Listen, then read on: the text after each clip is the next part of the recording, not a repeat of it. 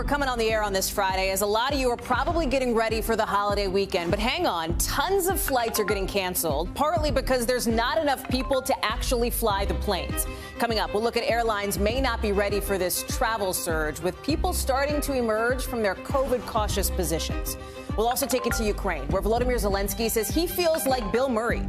Yeah, he really said that, like it's Groundhog Day he's in, with all of his requests for weapons. And we're learning about his new ask to President Biden to call Russia a state sponsor of terrorism.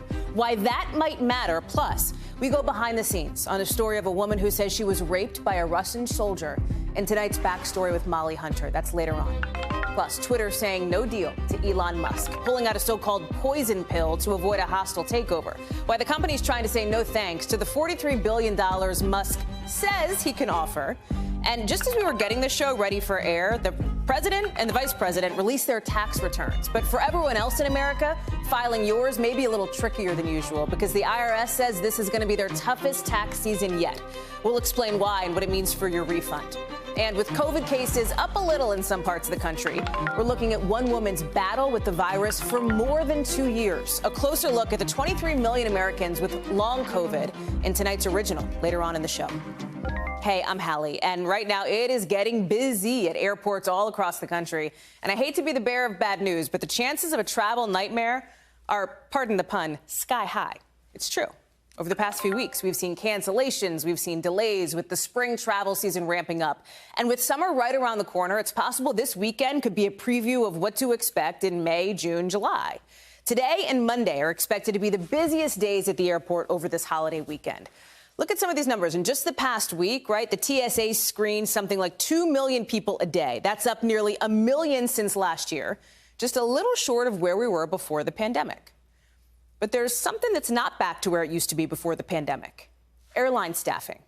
Look at this. JetBlue has already had to cut back its schedule by as much as 10% heading into the summer. Alaska Airlines trimming 2% of its flights, and the Southwest Airlines Pilots Association complaining recently about what they say is schedule chaos and fatigue.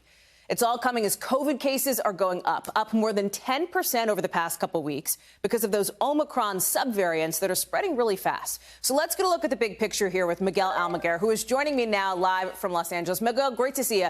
On the one hand, it feels like, okay, travel's getting back to normal. But on the other hand, it's like the airlines don't seem to be quite ready for it because of these staffing issues. So give us the gut check. What's going on here? That's right. Well, Hallie, as you mentioned, the airlines are bracing for record travel in the days before Easter, and some airlines are just struggling with staffing issues. Southwest is having its own problems, as you mentioned, and so are other carriers. JetBlue and Alaska are also cutting back on flights. So if you're making late reservations, there could be trouble in the days ahead. And if the weather holds up, it's still likely that flights all across the country are going to be packed. Demand is there. The question is, can the airlines deliver, Hallie? Then what's the strategy, Miguel, if you're like me and you're trying to get on spring break, later this month? Well, you got to get to the airlines early. You got to make those reservations. And even then, some flights are being canceled. So it really does depend on the availability. Many flights are being cut back late in the day. So that really is an issue as well. Officials are saying check flights, check them often, and book early. As we look ahead to what we're going to see over the next couple of weeks here, we talked about the COVID impact on some of this travel. And I feel like that is most evident, Miguel, in this extension of the federal mask mandate for people who are flying on planes or who are going on, let's say, the Amtrak or what have you. Gonna last a couple of more weeks. Not everybody's thrilled about it is the point, right? Yeah, that's right. It's really a mixed bag. It really depends on who you ask. Some travelers are looking forward to that extra layer of protection. Other people are just over it. We actually spoke to some folks earlier today. Here's what they had to say. I don't think masks work all that well anyway, so I think they're kind of useless, to be honest. I'm okay with it. I look forward to when we don't have to wear them anymore. Pressure was off, but we'll follow the rules. So, Hallie, it's really a mixed bag, just like everything COVID, and of course, all of this comes as COVID cases are increasing across the country. They're up in about 24 states. And we also know that infections nationwide are up about 10%. There is some good news. While hospitalizations have remained relatively stable, the death count is down about 30%. So that's good news. And all of this comes, as you mentioned, as more Americans are looking to get back out on the road. That's right. I think a lot of folks will be checking FlightAware over these next couple days, too, as they're heading out of town. Miguel Almaguer, who knows a thing or two about flying. Miguel, thank you so much. Good to see you. Have a great Thanks, you too. Let's go overseas, where we're learning just now that Ukrainian President Volodymyr Zelensky has asked President Biden to designate Russia a state sponsor of terrorism. This is NBC News reporting from a couple of sources familiar with that conversation. It's coming as a White House official tells NBC the Kremlin is issuing basically new threats to Washington, warning about, in their words, unpredictable consequences if the U.S. keeps sending weapons to Ukraine. But the U.S. is still sending weapons and military help to Ukraine. It's after Russia lost, look at the screen, this flagship warship you see on its screen. It is literally named after Moscow. It's called the Moscow. A senior U.S. defense official now says the Pentagon thinks 2 Ukrainian Neptune missiles are responsible for this attack. And let's be clear what that is. Big loss for Russia, embarrassing loss for Russia, big win for Ukraine. But it does have some Ukrainians bracing for the fact that a humiliated Kremlin may try to push and escalate its attacks even more. And here's what we're seeing right now in the Ukrainian capital. You're looking at surveillance video from a strike today and the aftermath in a suburb just outside Kyiv. City officials say there is still a danger to the innocent people who are living there. That's the aftermath right there. And then let's go to nearby Bucha. Look at the damage, right? Officials in Kyiv say they found 2 more mass graves, the bodies of 900 civilians. It's horrific. Hallie is in Lviv. And Hallie, when you talk to experts about the sinking of this warship, a big, significant moment in this war for a number of reasons, strategically and symbolically, there is real concern that the retaliation coming from an embarrassed Vladimir Putin is going to hurt, and it's going to hurt badly. That's right, Hallie. Even Zelensky's advisor last night said that the Russians are almost certainly going to seek retribution for the sinking of this ship. We have some incredible Ukrainian producers. One of them last night told me that they are almost certainly going to hit us. She brought up the word of nukes way before Zelensky or William Burns said it. So it's on the forefront of everybody's mind in this country. But they're not frightened. They're ready for the worst here because they've seen it all. How are people responding to this new threat? And you're referencing this interview that Volodymyr Zelensky did, where he talked about the idea that he believes Russia is getting closer to deploying those chemical or nuclear weapons. Well, that's the fear with Putin, as he's not making any ground, as he's having these embarrassments like this flagship sinking to the bottom of the Black Sea. And incidentally, Hallie, that's the biggest ship to have been sunk since World War II. So it's a massive blow to the Russians. They think he's unpredictable. He's dangerous. You know, the people here use the word genocide because they think he wants to wipe out Ukrainian national identity. So they think he's predictably unpredictable and he's capable of doing anything. But, you know, these people are so tough here. They're holding strong, and you hear it from Ukrainian after Ukrainian. We're ready for anything. We're going to get these Russians out of our country. And for the Ukrainian President Zelensky, it feels like deja vu because of what he's saying now. He did this interview in The Atlantic that we referenced a second ago. He said, when some leaders ask me what weapons I need a moment to calm myself, he says, because I already told them the week before. It's Groundhog Day. I feel like Bill Murray, right? The U.S. is trying to send help. They are sending more military aid. Do Ukrainians that you're talking to feel like the U.S. is doing enough? Look, they are grateful for what they've been given. They're grateful for these shoulder-mounted missiles. They're grateful for, you know, the getting the S-300 systems from Slovakia. But they all tell you it's not enough. We need fighter jets. We need state-of-the-art equipment to fight the Russian war machine. And then they always point out, look, we're a country that has an army 8 times smaller than Russia. Look how we fended them off. Imagine what we could do if we had the hardware the U.S. had, the UK had. But they're still not getting that big things they want on their wish list, like fighter planes and, you know, advanced tanks like the Abrams. Hallie live for us in Lviv. Hallie, thank you. Let me bring in Andrea Mitchell to talk more about this. We're so glad to have you and your perspective here, Andrea. This request from President Zelensky to the U.S., not just for weapons, but to designate Russia a state sponsor of terrorism. Our team reporting on this indicates that it was not like the main request from Zelensky, but it did come up briefly in a conversation with a White House official saying, well, it's not the red phone ringing in the Oval, just to put it in perspective. But what would it mean? You know, what would make it more than just symbolism if Russia joined Iran, North Korea, I think Syria and Cuba as the only other nations on that list? How it's a big deal. It is what Joe Biden in a different era would call a BFD, because this is the toughest sanctions. It makes it really hard to have diplomatic relations. I mean, what is our relationship? You know, we have an embassy in Cuba. But by putting the terror designation, it's really hard to unstick it. So it's hard to have the kind of diplomatic relations they want to have with Moscow. They want the communications.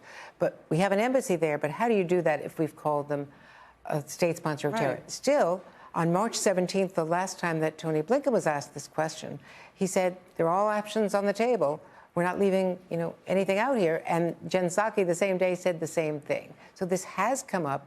They are considering it. They're holding it over Vladimir Putin's head. Right, not ruling it out, not closing the door to it. There's also this diplomatic note that was sent over by the Russians to the U.S. Right, basically warning of these unintended consequences if the U.S. keeps helping Ukraine. Right. The U.S. is going to keep helping Ukraine. But so how should we interpret this threat from Russia? It's what Ned Price called, bluster. The State Department spokesperson, yeah. But they're taking it seriously. Okay. And this was a so-called démarche, which is a tough note, strong message to follow. This was the strong message. So it's an open-ended threat. It's more from Vladimir Putin. He's cornered. And you heard that Bill Burns did raise the prospect, in answer to a question, by the way, from Sam Nunn, the former, the founder of the Nuclear Threat Initiative, former head of the Senate Armed Services Committee.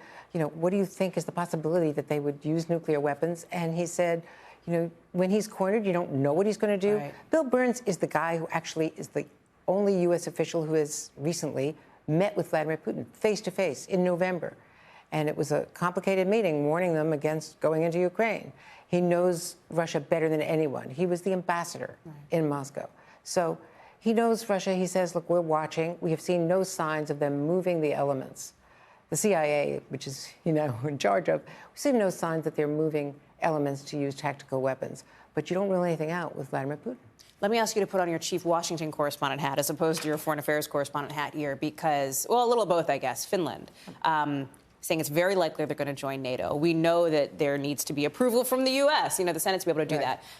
Give us the reality check here. Possible? Probable? I've been making calls on this. And Finland says they want to do this within weeks. Which Russia, by the way, never wanted them to do. So all this did, right, from Russia's perspective, is push Finland even closer to NATO. Finland has been neutral for years and years, ever since Russia invaded them in the 1930s. They have an 830-mile border with Russia. But they have done exercises with NATO. They've got a very good army. Sweden would likely follow. So they would jointly do it. And the two leaders of Finland and Sweden, two prime ministers, both women, they met in Stockholm this week, and they said they want to do it in weeks. Jens Stoltenberg has said, come on in. The NATO, 30 NATO members have to say yes, and that means the U.S. Senate. And so I made a couple of calls just now on that. Yeah. And Mitch McConnell has said they'd go along with it. The last time there was a NATO accession, it was 2019, North Macedonia. The vote was 91-2. So it probably would. But the one little thing is there's some strange people who've been elected in the last couple of years, especially in the Senate and in the House. So last week there was a vote in the House for supporting NATO in the midst of all of this and all of the U.S. reactions. And 63 House Republicans voted against supporting NATO just on April 6th. Just to give you a sense of the political landscape, although I think on the Senate side, it would be stronger. I mean, and the House doesn't get a vote. Right. So I think the Senate, and the people I've talked to in the Senate Foreign Relations Committee and others who are leading the NATO caucus say this would go through. Andrea Mitchell, it's great to have your expertise on a day like today. Thank you so much. Thank you. Enjoy the rest of your weekend. Hallie. Of course, appreciate it. We're going to talk more about Ukraine a little bit later on the show with the backstory with Molly Hunter on her reporting on a woman who says she was raped by a Russian soldier. But we turn now to another story here in the U.S. Anger, fury boiling over in Shanghai because of the super strict lockdown measures that are in place there with the pandemic. We've been telling you about their zero COVID policy for weeks. Things are getting more and more intense. Look at this. People at a housing complex in Shanghai were fighting, like actual physical fighting with these health officials over the whole thing. Officials say these protesters tried to block the Chinese government from taking over a residential building meant for COVID patients. Here's Janice Mackey-Freyer with the latest from Beijing. Hallie, with this massive lockdown in its third week, patience appears to be wearing thin. Videos that went viral on social media here showed what happened in one neighborhood when dozens of families were told they were being evicted and moved. These videos, verified by news agency Associated Press, show outright clashes in broad daylight. Police dressed in white medical uniforms wrestling with residents who had been told to surrender their homes because they were being turned into COVID isolation facilities. There were people on the ground begging, others were screaming, some being carried away. The videos were all over social media before China's censors pulled them down. The housing company that owns the buildings said in a statement that the people who were being forced to move were being compensated. But these videos and others that we've seen appearing to show protests offer this window into the growing discontent in Shanghai, with the Omicron variant still raging there and no end to this lockdown in sight. 25 million people still struggling to get food. We spoke to one person today who got together with her neighbors. They built an online supply chain so they could get everything from fruit to flour to medicine for 1,500 people in their community. There are thousands who are still stuck in mass quarantine centers. And yet, China's President Xi Jinping says that zero COVID is not going to be relaxed. If anything, people who violate the rules are going to be punished. Now, authorities in Shanghai had said earlier this week that areas of the city where they didn't have any cases, they would see the lockdown ease. But the numbers just keep climbing up 13 of the past 14 days now, and full or partial lockdowns now being extended in at least 45 other Chinese cities. Hallie? Janice Mackey-Frere reporting for us on that from Beijing. Have you heard about this? Twitter tonight moving to try to block that $43 billion takeover attempt from Elon Musk, who, of course, owns Tesla, a whole bunch of other stuff. They're adopting this plan that's called the poison pill. That's like its nickname, right? It's used to fight these kinds of hostile takeovers. So what it means is if anybody tries to buy at least 15% of Twitter's stock without the board's approval, this poison pill kicks in, and then you can have a whole lot more people able to buy way more stock for cheap, right? It floods, essentially, the marketplace with stock, which would decrease the value of the person who's trying to take it over as shares, in this case, Elon Musk's.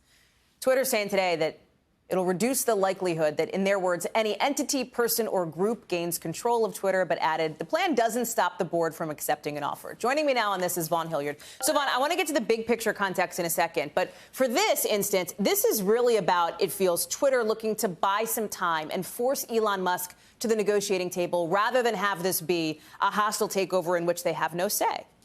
Right. I mean, I think volatile is the word that almost anybody would use to describe Elon Musk. And now when you're talking about a major corporation, one in which you're talking about tens of millions of individuals who are using that platform and communicating on a daily basis, there's a lot at stake here. And that is where it was just earlier this week that it was revealed that Elon Musk suddenly had acquired about 9% stake of the company, 9% of their shares, which turned a lot of heads. And as part of being on the board, which initially it was suggested that he would become a part of the agreement about being on the board is that you can't take over the company. Well, then Elon Musk earlier this week said he's not actually going to join the board, and instead that's where he put out on Twitter his bid, his $43 billion bid to take over the company, which has left the Twitter board to determine whether to take him up on that offer. That is a higher value than where the stock is currently at. At the same time, there's not necessarily going to be a willing board in this, and that is where Elon Musk is calling on the shareholders, this to go to a shareholder vote who theoretically say, look, he's offering a higher value to the cost of our company. Perhaps this is one that we would want to get behind, and that is where all this is right now here heading into this Friday night. Okay, fine. Saga, drama, whatever you want to call it. Pull back a little bit, right? And give it to me from like the consumer perspective for people who actually use Twitter. What are the stakes here, right? Because Musk has been really clear about his perspective as it relates to free speech and Twitter. Of course, there are also those who suggest having a platform to spread unchecked lies has not been great for democracy, as we've seen as it relates to the political front. Talk about sort of the big picture implications if Musk were or were not to take control of this company, basically. You're looking at the guy, Hallie, who could be taking over Twitter, who literally asked this week, quote, is Twitter dying? that who's who could be at the helm of this here.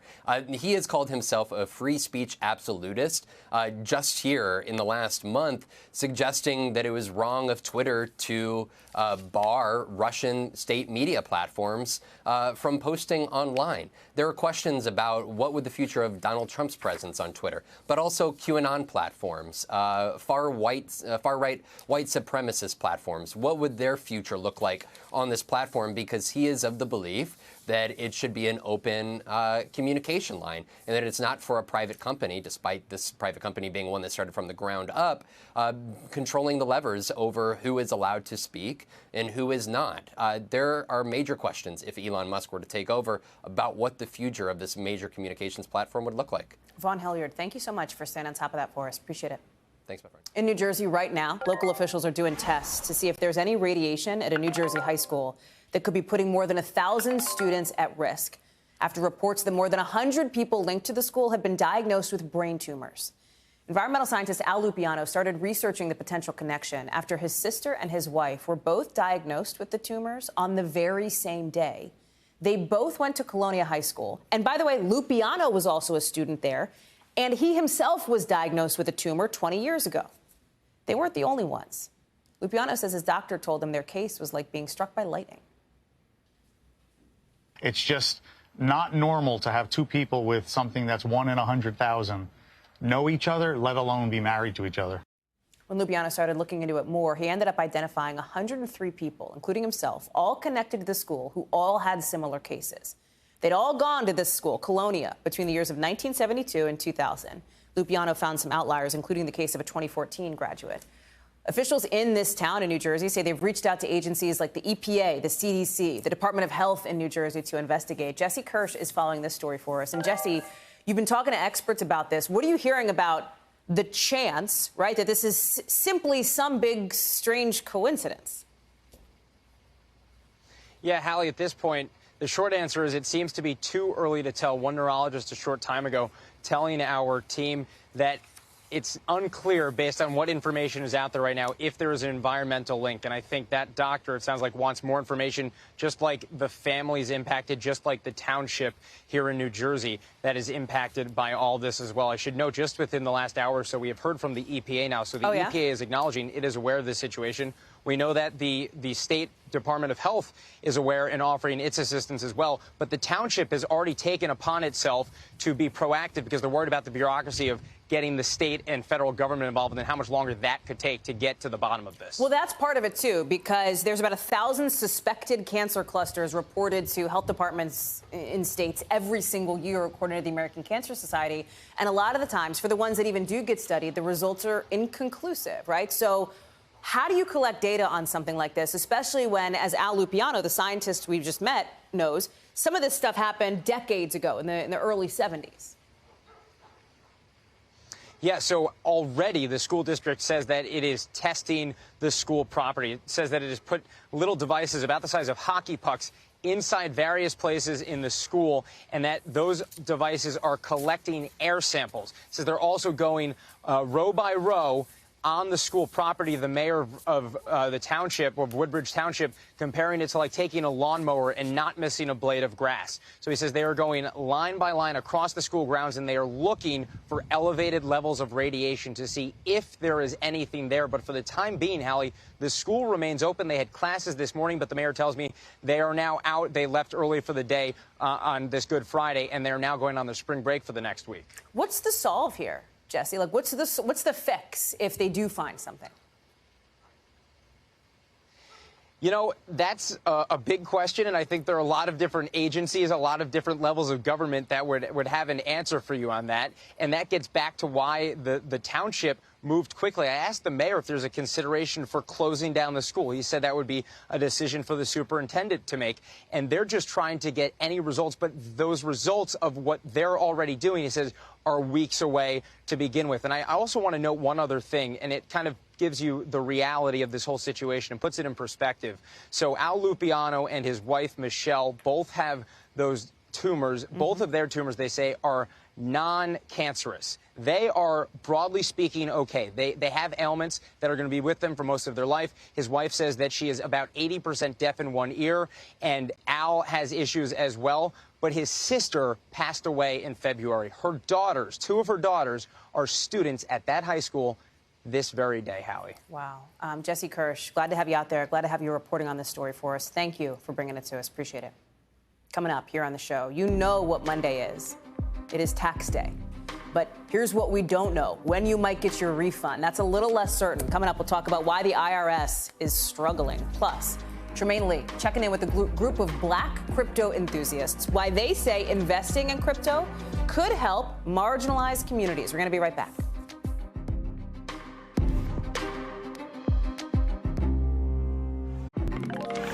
So you know more and more Americans are cashing into crypto, and a big driver of those investing are people in black and brown communities. Listen to this poll that found that about a quarter of all black adults say they already own some cryptocurrency, compared to 17% of Hispanic Americans and just 11% of white Americans. This is from last summer.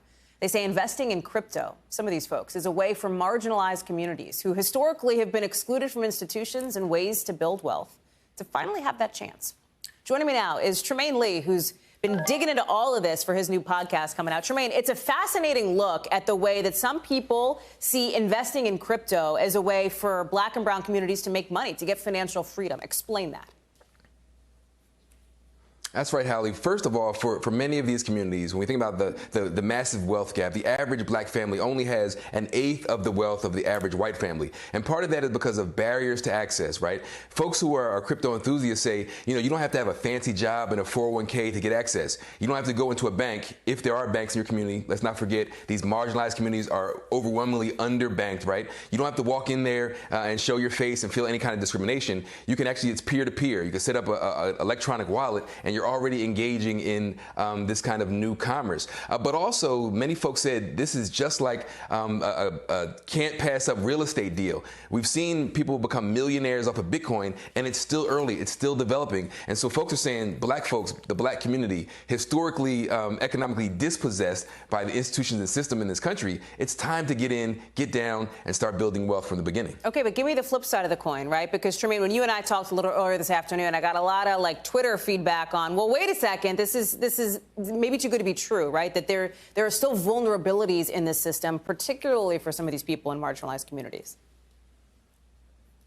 Well, there are certainly vulnerabilities because folks often don't have the money to begin with. So, they warn, do not put more money than you can afford into this. But also, when you look at who is already kind of fueling some of the surge besides black and brown people, 0.01% of investors into cryptocurrencies already have 27% in Bitcoin, 27%, billions of dollars. So some of the same people who are driving some of the inequalities in other sectors are also driving this. And so many folks say, this is just a distraction, right? Look at the marketing scheme. You have Megan Thee Stallion, the rapper Nas, Spike Lee, LeBron James. This kind of targeted effort already throws some red flags up for folks who say, there's a great opportunity for what we saw with predatory lending. Folks preying on people who don't have the assets, wealth, or understanding of the system to make the best decision possible. So there's certainly a flip side, and it's the wild, wild west, literally. So folks need to make sure they research before they put their money in. 100%. Tremaine Lee, great to see you. Thank you very much. We want to let folks know you can listen to Tremaine's podcast, Into America. It is streaming now wherever you get your podcasts. There it is. Let's get you over now to the 5 things our team thinks you should know about tonight. Number 1, more than 150 Palestinians are hurt after Israeli police raided a mosque in Jerusalem. Israeli forces say a group of Palestinians were throwing rocks toward the Western Wall before police made their way in. Hundreds of people were arrested. And keep in mind, it's all happening at a time when Ramadan, Passover, Easter, all about to overlap or overlapping. Number 2, the suspect's been killed and 3 deputies have been hurt after a shooting in Kansas this afternoon. It happened in Crowley County. The officers were responding to reports of a suspicious vehicle. Those officers are in stable condition right now, we're told. No word yet on what led up to that shooting. Number 3, U.S. officials say North Korean hackers are linked to a massive crypto heist. Speaking of crypto, the Lazarus Group allegedly stole, listen to this, nearly $615 million in crypto from a network behind a popular online video game. The Treasury Department has slapped some sanctions on that hacker group. Number 4, Peloton hiking up the monthly fee for its on-demand fitness content for the very first time. If you have that all-access pass, it's going from $39 to $44 a month. The company says the price increase will, in their view, allow Peloton to deliver to users.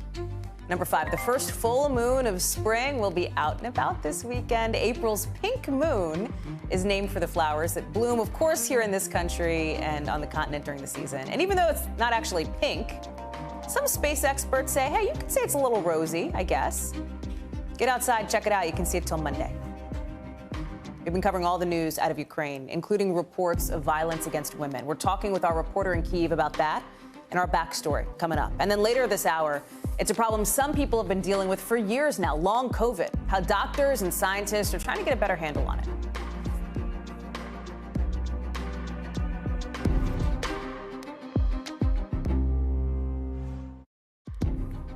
The Boston Marathon's on Monday. You know, people train for this for months. And now one Arizona woman who lost her leg to cancer is set to race in it. Her training includes running an entire marathon every day for weeks. We've got her incredible story in The Local. But first, it's time to get the backstory. Our behind-the-scenes look at how a story comes together and how it fits into our bigger picture. And for this one tonight, we're going back to Ukraine, where human rights officials have been very carefully documenting potential war crimes by Russia, including sexual violence against women. A 110-page report by one European organization shows a lot of gender-based violence because of this war, from women not being able to access gender-specific health care to sexual harassment, assault, and rape. And Molly Hunter has brought you the story of one of those women, 28-year-old Elena, who at one point was held hostage by Russian soldiers in Hostomel. She needed some medical help after a burning piece of metal, a piece of shrapnel, basically, hit one of her breasts. 3 soldiers came to her house saying they could help. She's still not sure how they knew she needed it. Elena says they beat her husband, breaking one of his ribs. The next day, one of those soldiers came back and raped her. Our Molly Hunter asked her about that attack. So he took you to a place where he knew no one was going to be able to hear you. Я плакала. Ну, ще я була просто ранена, про що думала.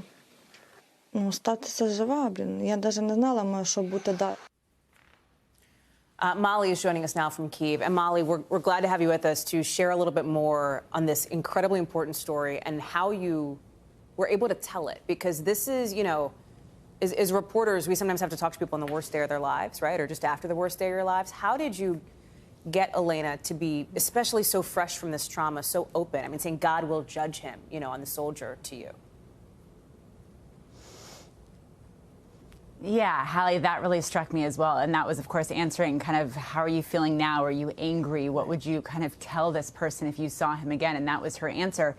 This was a story since the beginning of the war we knew was happening. We knew it was going to be happening, and we didn't know kind of where we would find it. So we've been chasing it for weeks. And I think, look, one huge advantage, Hallie, that my team is mostly women. We have a great cameraman who's a guy named Abe, and the rest of us are women. And so we started talking to women very early on. We started approaching women who were waiting in line for humanitarian aid. We started talking to women who were evacuating. We started talking to anyone we could see. We also started talking to doctors in some of these small towns. We thought the doctors would actually help us lead us to some of these cases, Hallie. But what was interesting is that because there's very little cell service in a lot of these small suburbs around Kyiv, the doctors weren't actually talking to each other. So they didn't have a real kind of bird's eye view of what was happening in neighboring towns. And so we embedded with a group of paramedics. Again, 2 women, Hallie. We went out with these paramedics from town to town, and we got to Bucha. And this woman, Elena, actually came to the paramedics for some help. We started talking to her. Maria, who's our local producer, started talking to her. And Hallie, it was actually her husband who came out with it, who actually told Maria, look, you should really talk to my wife. She was raped by a Russian soldier. And I want to be really clear so that our viewers understand, like, why you and your team would have been looking for this, because this is potential evidence of war crimes committed by Russia and by Russian soldiers, and shining a light and holding accountability, in that is so critically important when you're in a moment like this, Molly. The other piece of it is we're not talking about Elena's last name. We're only showing parts of her face. I mean, that's part of this too, right? Protecting the identities of victims like her.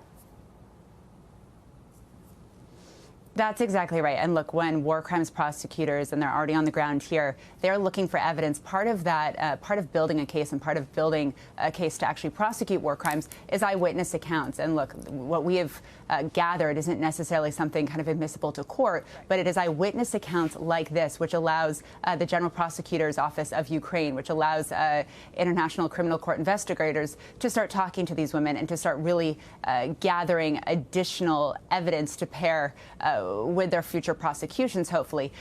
You mentioned we don't see her face, and we talked about this with her a lot. It's something that in cases like this, in stories like this, Hallie, we often don't show women's faces at all of rape victims. We often distort their voices. It is a conversation that we have with our standards department, Hallie, about how to protect these women, how to make sure that they are comfortable sharing their story. And in Elena's case, we spent a lot of time with her before we ever turned on a camera. So we sat down with her. Maria really kind of spoke with her, got comfortable with her. We went back multiple times to visit her. Then we invited Lawahez, our producer. I went in to talk to her before we ever turned on a camera and really explained to her exactly what her story would mean, that she was explaining a war crime and then where it would go. We were putting it out on NBC News, kind of where people would see this. So she fully understood why we were there and what the process was. Is there anything that surprised you in this process or as you were learning about her story, Amal? I think a lot surprised me. I think the first thing was that it was the husband, Hallie, who wanted us to hear her story. I think the other really grim detail, which didn't make it into our final cut, was that when this Russian soldier took her to this apartment, Hallie, and was raping her, she had this wound, which is why she originally went to go seek medical help, which is kind of what led to a lot of the terror that followed. And he didn't want to look at the wound, Hallie. And so he went and found another bra, not her own, in that room and forced her to put it on because she said he didn't want to look at her wound. And I found that such a harrowing detail to hear from her. And it was also indicative, of course, that there were other women's bras in the room, Hallie. I do just want to say one other thing about the process.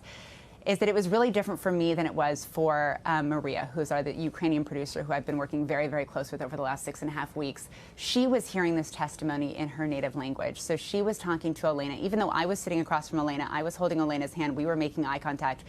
It was Maria who was hearing Elena's words in Ukrainian and then translating it to me. So I had a real buffer kind of between the harrowing story, but Maria heard it all firsthand. I'm incredibly grateful to you and to Maria and to Abe and to your team that's out there for being able to share a little bit more about what it's like to be getting these stories on the ground and to be bringing them to us here in the U.S. and shining a light on what is happening. We are grateful to you for that, Molly, and please extend our gratitude to your team. Thank you. Coming up here on the show, why officials think hundreds of birds were killed or died rather at a sanctuary in Chicago, plus the newest COVID test authorized by the FDA that does not include a swab up your nose. We're back after the break.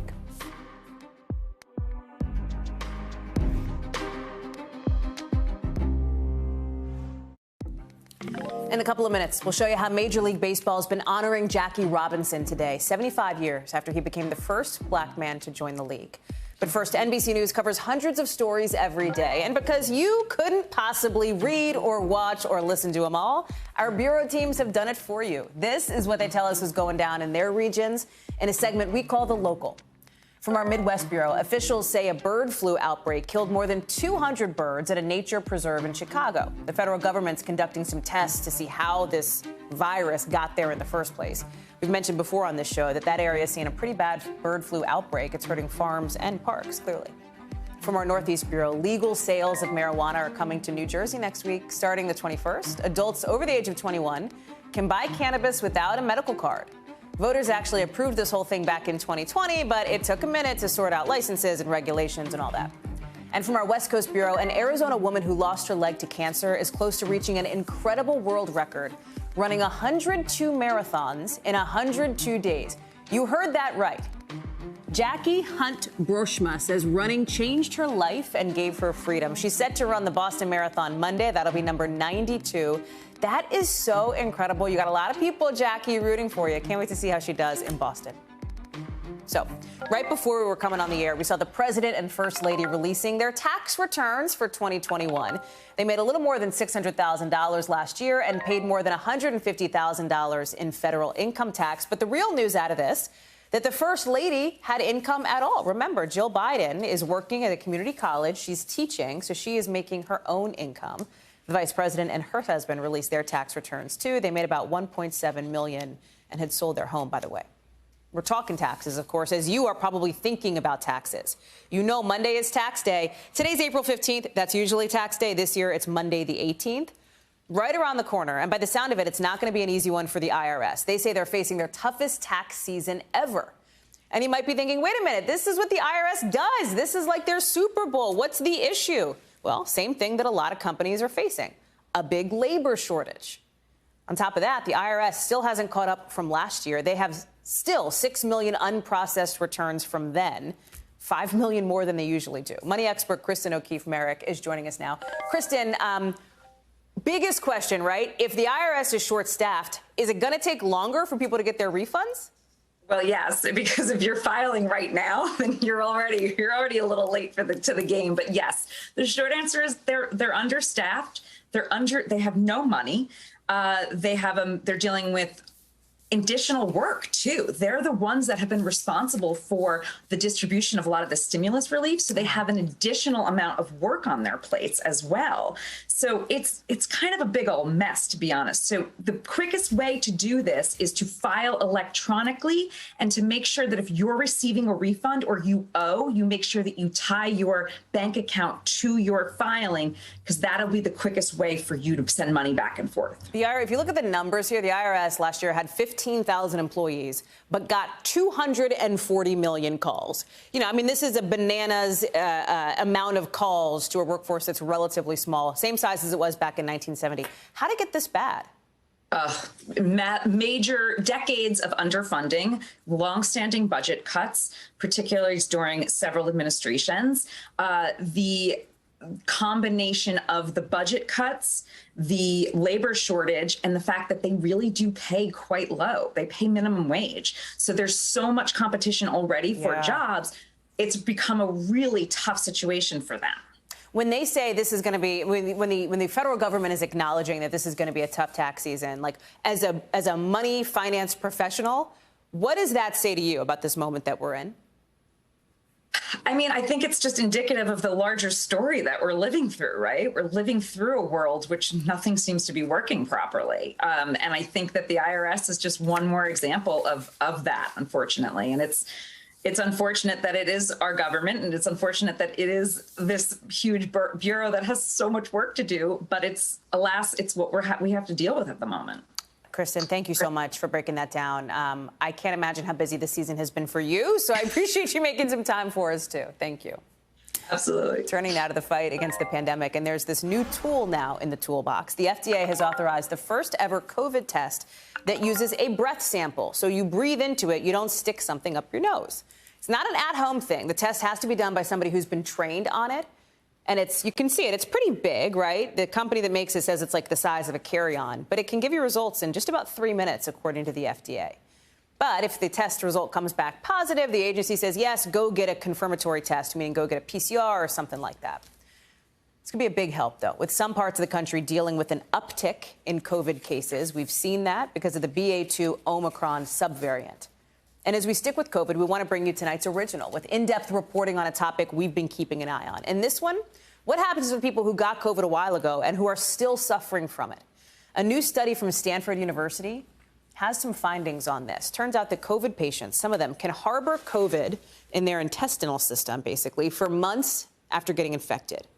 Researchers say this makes them more worried that the virus could aggravate the immune system and cause some of these long-term symptoms. Our team talked with one woman who's had a 2-year-long battle, 2 years long, for long COVID. Shamir Smith got the virus at the very start of the pandemic, and since then, she says her life has not been the same, and she's not alone. Researchers think as many as 23 million Americans are dealing with long COVID. Our Dr. John Torres explains what it's like for some of these patients. Shamir Smith loved teaching middle school English in Baltimore, going over Shakespeare, helping students write great essays. When the pandemic started, she told her students it would all be okay, but it wasn't. I I knew that something eerie was happening in my body. It was March 2020, and Smith was experiencing COVID symptoms. I experienced a full range of symptoms that first week that grew into some of the most bizarre, frightening, and also frustrating symptoms I've ever experienced in my entire life. I didn't consult Smith myself, but she told me that by April of 2020, her COVID test came back negative. However, she realized her COVID symptoms were lingering longer than expected. I fainted in my bathroom. I lost my vision at the end of April. My body just never recovered. I mean, my cough was persistent. My lungs were burning. I couldn't smell or taste. I never tested positive for COVID, but I was one of the patients who finally, after a year, was clinically diagnosed. Smith has what experts are calling long COVID.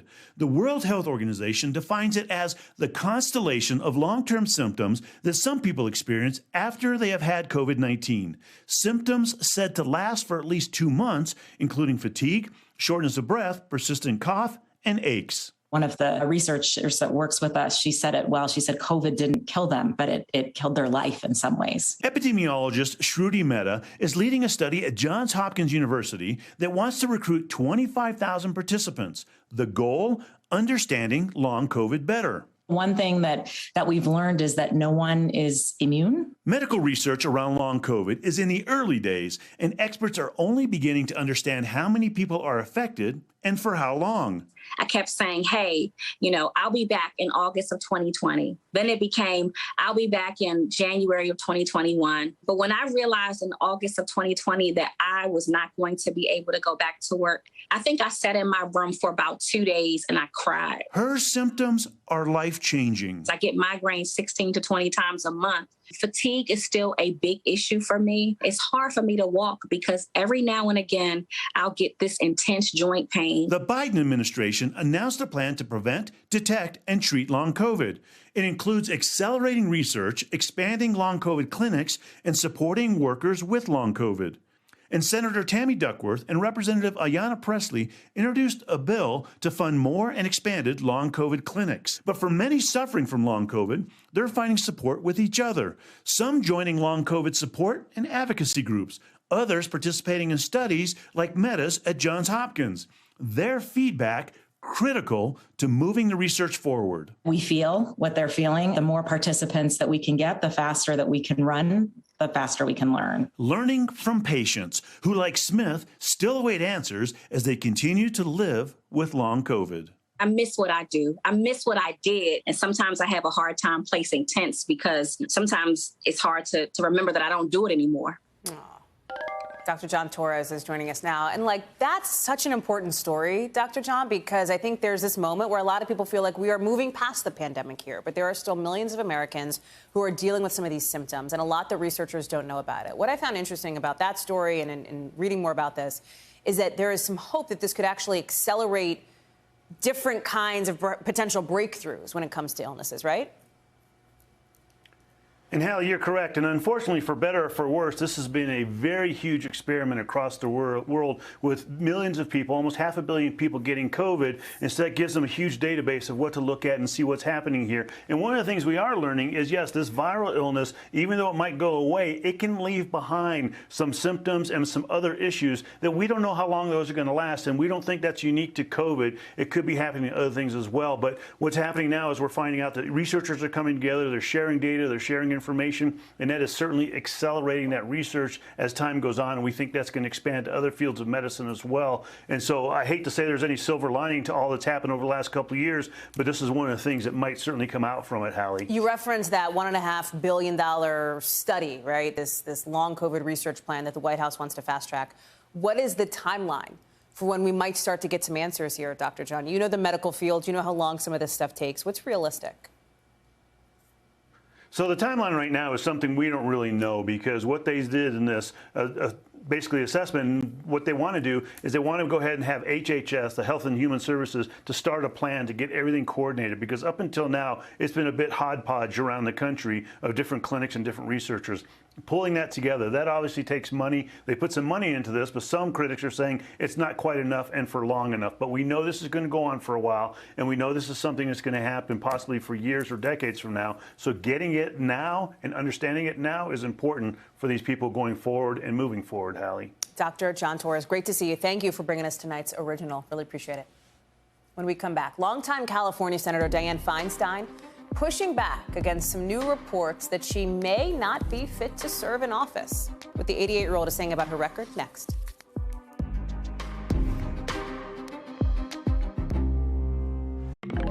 Intense pushback now from California Senator Dianne Feinstein, firing back against some new reports that suggest she may not be mentally fit to serve in office.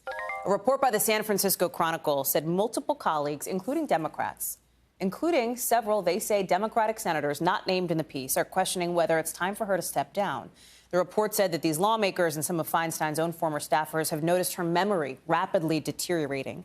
She is 88 years old and the oldest sitting senator. We should note NBC News has not independently verified the Chronicle's reporting. Now, in this new statement, Feinstein is saying she is committed to achieving results and that she'd put her record up against anybody's. She's been in office since 1992 and won re-election to a 6-year term in 2018, a term that expires at the end of 2024. Sahil Kapoor joins me now. And Sahil, we know that there was this statement from Feinstein's office. The senator herself called the San Francisco Chronicle, right, the initiator of this report, to talk to their op-ed board about this and reiterate she is showing up. She is trying to do the job here after the Chronicle, in a separate report, suggested that there was a lawmaker, for example, in a meeting with her and repeatedly had to remind them, you know, why they were there, what they were talking about, et cetera. Talk us through some of this, what we should know about this. That's right, Hallie. This has been a poorly kept secret on Capitol Hill for quite some time now. Senator Feinstein's questions about her mental acuity, questions about her alert level at certain moments, and it's risen to a new level in this story where lawmakers are now speaking openly to reporters about their concern. Although I shouldn't not say quite openly, perhaps yeah, I was going to say, anonymously, yeah, right? yeah. Not quite so openly, but regardless, Senator Feinstein doing some damage control with the San Francisco Chronicle, and also issuing a statement obtained by NBC News, insisting that she continues to be an effective representative for 40 million Californians. Talked about the work she's done, took credit for the recent reauthorization of the Violence Against Women Act, essentially saying, I'm not going anywhere, and dismissing the concerns raised by her colleagues in this report. The framing of some of this reporting, too, suggested that from those, cited anonymously in the piece, she is a woman who broke glass ceilings, right? I mean, she was kind of a trailblazer when she was initially elected to serve, and has done a lot. It seems like a lot of people are looking at the legacy piece of this as it relates to, her continued time in office. And there are those, Sahil, candidly, who have raised the specter that this may be a gendered criticism of Senator Feinstein.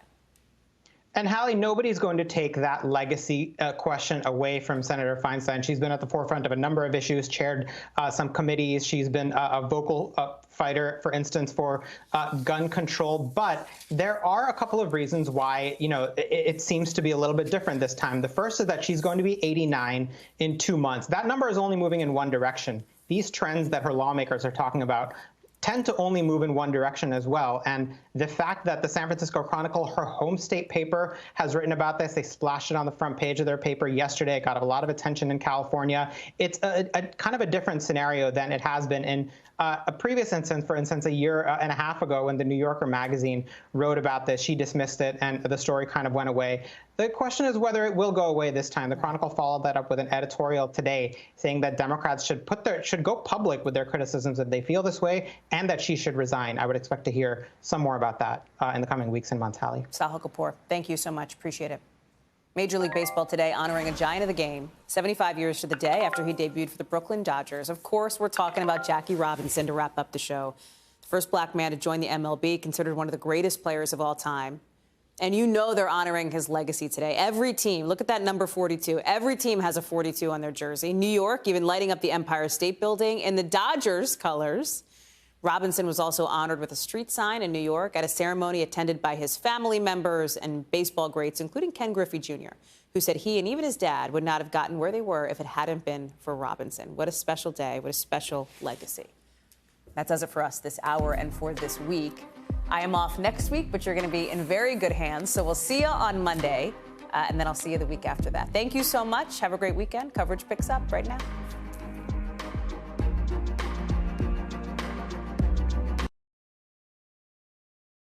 Thanks for watching our YouTube channel. Follow today's top stories and breaking news by downloading the NBC News app.